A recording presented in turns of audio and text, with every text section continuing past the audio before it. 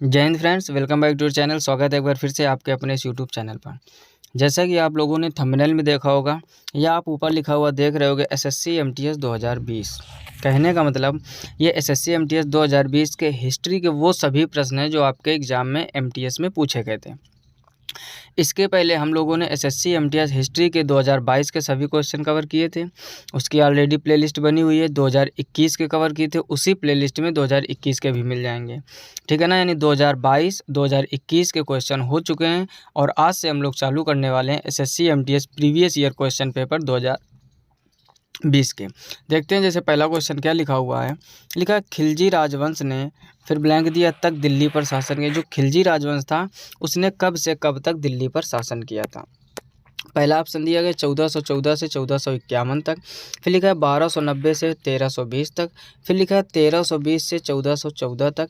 फिर लिखा है 1206 से 1290 तक। तो इसका ऑप्शन बी सही हो जाएगा, यानी जो खिलजी वंश था उन्होंने शासन किया था 1290 से लेकर 1320 ईस्वी तक।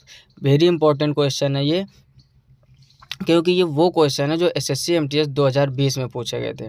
ठीक, जितने लोगों का एमटीएस का एग्ज़ाम लगा हो, चाहे सीजीएल का हो चाहे सीएचएसएल का हो, कोई भी एसएससी का एग्ज़ाम है, तो हिस्ट्री ज्योग्राफी कितनी इंपॉर्टेंट है आप सब लोग अच्छी तरीके से समझते हो। तो आज से हम लोग तभी 21 और 22 के कंप्लीट करने के बाद 2020 के पहले कवर करेंगे। ठीक है ना, तो जल्दी से वीडियो को लाइक कर दीजिए अगर लाइक नहीं किया है। नेक्स्ट क्वेश्चन देखते हैं। दूसरा क्या लिखा हुआ है। लिखा है जम्मू कश्मीर में पुरातात्विक महत्व का स्थल निम्नलिखित में से कौन सा है। यानी जो जम्मू कश्मीर में पुरातात्विक महत्व का स्थल है वो कौन सा है। पहला ऑप्शन लिखा हुआ है वाटकल, दूसरा लिखा है मस्की, तीसरा लिखा है ब्रह्मागिरी और चौथा लिखा है बुर्ज होम।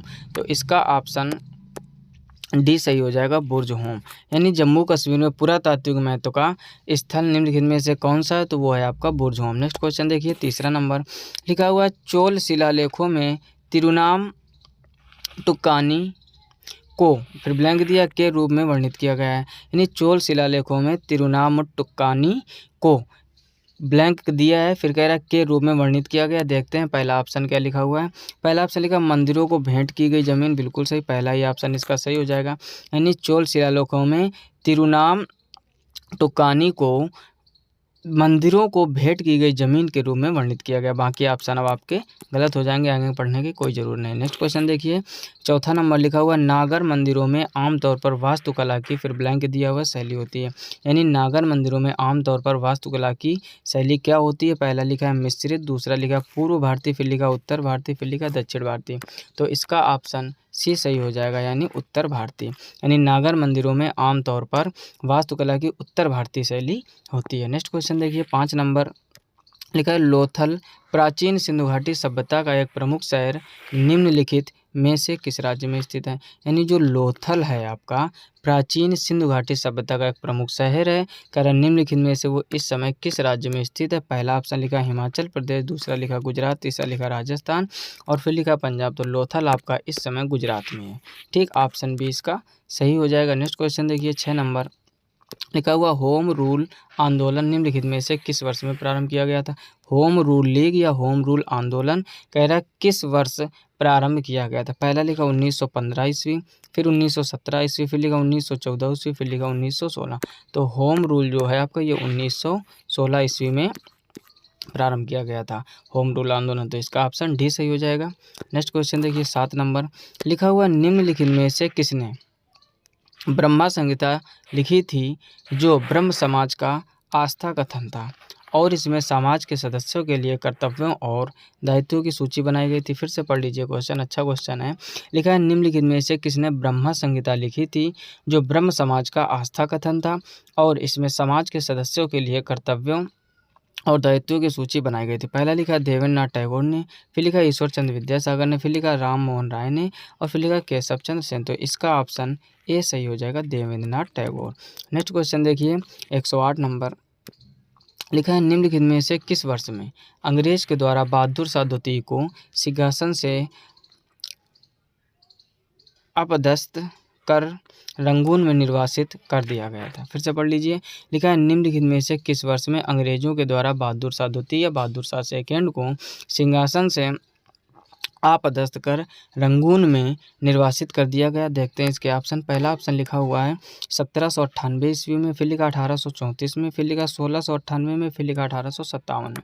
तो इसका ऑप्शन डी सही हो जाएगा 1857 में, यानी 1857 ईस्वी में अंग्रेजों के द्वारा बहादुर शाह द्वितीय को सिंहासन से आपदस्थ कर रंगून में निर्वासित कर दिया गया था। नेक्स्ट क्वेश्चन देखिए 9 नंबर लिखा हुआ है, अंग्रेजों ने नवाब के कुशासन के बहाने निम्नलिखित में से किस रियासत पर कब्जा किया था। ध्यान दो जरा, कह रहा है अंग्रेजों ने नवाब के कुशासन के बहाने, ये क्या लिखा हुआ है, नवाब के कुशासन, यानी नवाब के कुशासन के बहाने निम्नलिखित में से किस रियासत पर कब्जा किया था। पहला लिखा है अवध, दूसरा लिखा है उदयपुर, फिर लिखा है नागपुर, फिर लिखा है सितारा। तो अवध ही इसका ऑप्शन सही हो जाएगा। कहने का मतलब नवाब के कुशासन के बहाने अंग्रेजों ने अवध पर कब्जा कर लिया था। नेक्स्ट क्वेश्चन देखिए 10 नंबर लिखा हुआ, स्वदेशी आंदोलन से प्रेरित होकर फिर ब्लैंक दिया ने भारत माता की अपनी प्रसिद्ध छवि को चित्रित किया, जिसमें उन्हें एक तपस्विनी आकृति के रूप में चित्रित किया गया। वेरी वेरी इंपॉर्टेंट क्वेश्चन और अच्छा क्वेश्चन भी है।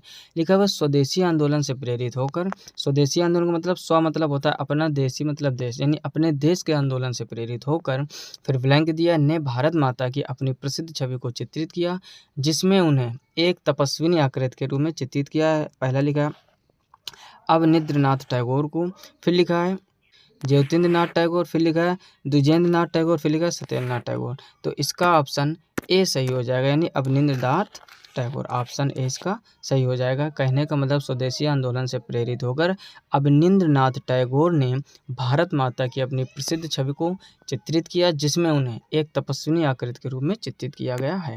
नेक्स्ट क्वेश्चन देखिए 11 नंबर लिखा, प्लासी के युद्ध के बाद बंगाल का नवाब फिर ब्लैंक को बनाया गया। यानी जो प्लासी का युद्ध हुआ था, प्लासी के युद्ध के बाद बंगाल का नवाब किसे बनाया गया। पहला लिखा अली वर्दी खान को, फिर लिखा मीर कासिम को, फिर लिखा सिराजुद्दौला को, फिर लिखा मीर जाफ़र को।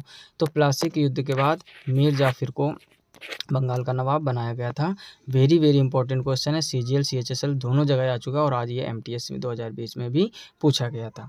ठीक है ना, तो ज़रूर से इसको आप तैयार कर लीजिए कि प्लासी के युद्ध के बाद बंगाल का नवाब कौन बना, तो मीर जाफ़र बना। नेक्स्ट क्वेश्चन देखिए 12 नंबर लिखा हुआ है, 1751 ईस्वी में द सीज ऑफ अकार्ट की युद्ध घेराबंदी में कौन विजय हुआ था। कहने का मतलब 1751 ईस्वी में द सीज ऑफ अकांट में कौन विजयी हुआ था। पहला लिखा है अंग्रेज, फिर लिखा है डच, फिर लिखा है पुर्तगाली, फिर फ्रांसीसी। तो इसमें अंग्रेज ही विजयी हुए थे। ऑप्शन ए इसका सही हो जाएगा। कहने का मतलब 1751 ईस्वी में द सीज ऑफ अकांट या अकार्ट की युद्ध घेराबंदी में कौन विजय हुआ था, तो इसमें विजयी हुए थे अंग्रेज। ऑप्शन ए इसका सही हो जाएगा। नेक्स्ट क्वेश्चन देखिए 13 नंबर लिखा है, ब्रिटिश वायसराय लॉर्ड कर्जन ने बंगाल का विभाजन किस वर्ष में किया था। यानी ब्रिटिश वायसराय जो लॉर्ड कर्जन था उसने बंगाल का विभाजन किस वर्ष किया था। तो पहला ऑप्शन लिखा हुआ 1901 में, फिर लिखा 1905 में, फिर लिखा 1907 में, लिखा 1911।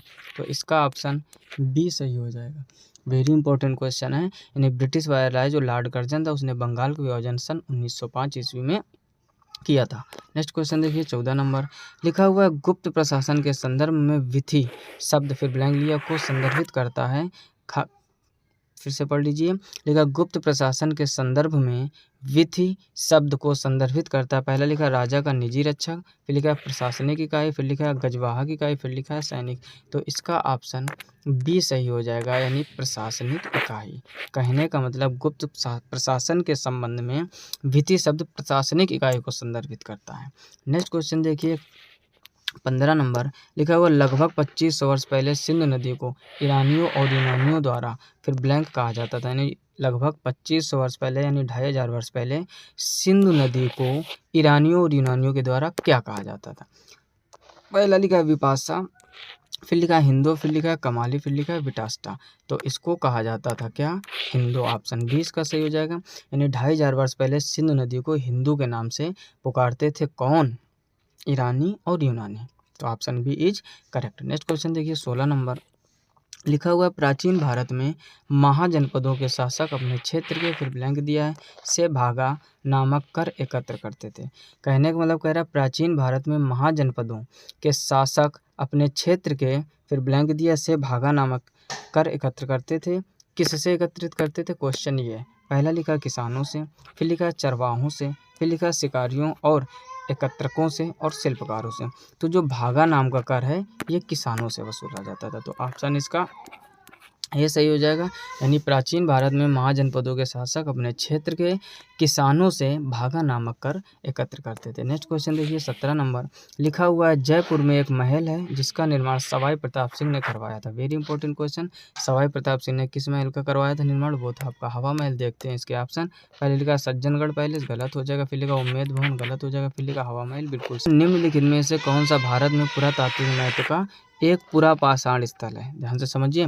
कह रहा निम्नलिखित में से कौन सा भारत में पुरातात्विक महत्व का एक पुरापाषाण स्थल है? देखते हैं इसके ऑप्शन।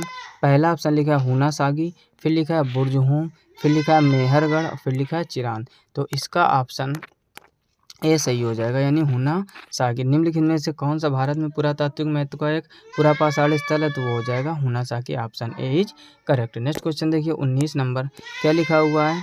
लिखा है भारतीय सम्राट हर्ष। क्या लिखा है? भारतीय सम्राट हर्ष की जीवनी हर्षचरित हर्ष के कार ब्लैंक दिया नहीं लिखी थी। यानी भारतीय सम्राट हर्ष की जीवनी हर्षचरित किसने लिखी थी? पहला लिखा वाल्मीकि ने, फिर लिखा रविन्द्रनाथ टैगोर, फिर लिखा बाणभट्ट, फिर लिखा स्वामी शिवानंद। तो इसका ऑप्शन सी सही हो जाएगा, बाणभट्ट। यानी हर्षचरित के रचयिता कौन है? बाणभट्ट। आप ऐसे याद रखिए, बहुत इंपॉर्टेंट क्वेश्चन है, बहुत बार एग्जाम में एसएससी के पूछा जा चुका है। यानी भारतीय सम्राट हर्ष की जीवनी हर्षचरित के रचयिता कौन है? तो वो है बाणभट्ट। नेक्स्ट क्वेश्चन देखिए 20 नंबर लिखा हुआ है क्या कि 1864 में वेद समाज निम्नलिखित में से किस शहर में स्थापित किया गया था? यानी जो 1864 में वेद समाज की स्थापना हुई थी या स्थापित किया गया था वो किस शहर में? पहला लिखा कालीकट, नहीं होगा। फिर लिखा बम्बई, नहीं होगा। फिर लिखा मद्रास, अब चेन्नई, बिल्कुल सही। ऑप्शन सी इसका सही होगा और अगला कलकत्ता भी गलत हो जाएगा। कहने का मतलब 1864 में वेद समाज निम्नलिखित में से किस शहर में स्थापित किया गया था? तो वो किया गया था मद्रास में, यानी चेन्नई में। तो यहाँ तक 20 क्वेश्चन हम लोगों ने कवर कर लिए। ये SSC MTS 2020 के आए हुए प्रीवियस ईयर क्वेश्चन है। आई होप आप बात को अच्छे से समझ रहे होंगे। Very important. आप इनका नोट्स भी बना लीजिए और अच्छे से तैयारी करते रहिए। तो ये है इसका पार्ट 1 यानी पहला लेक्चर। इसी प्रकार अगले पार्ट में आपको फिर से 20 क्वेश्चन, फिर अगले पार्ट में 20 क्वेश्चन, यानी हर एक पार्ट में आपको 20 क्वेश्चन करवाए जाएंगे। और जितने भी 2020 में हिस्ट्री के क्वेश्चन MTS में बने थे वो सब हम प्रोवाइड कराएंगे। ठीक, इसी तरीके प्यार और सपोर्ट आप बनाए रखिए। अगर वीडियो को अभी तक लाइक नहीं किया, लाइक कर दीजिए। चैनल पर पहली बार आए तो चैनल को सब्सक्राइब करके नोटिफिकेशन बेल को आल पर जरूर सेलेक्ट कर लीजिए और ज़्यादा से ज़्यादा अपने दोस्तों में शेयर कीजिए। मिलते हैं नेक्स्ट वीडियो में, तब तक अपना ख्याल रखिए, अच्छे से पढ़ाई करते रहिए। तब तक के लिए जय हिंद, राधे राधे।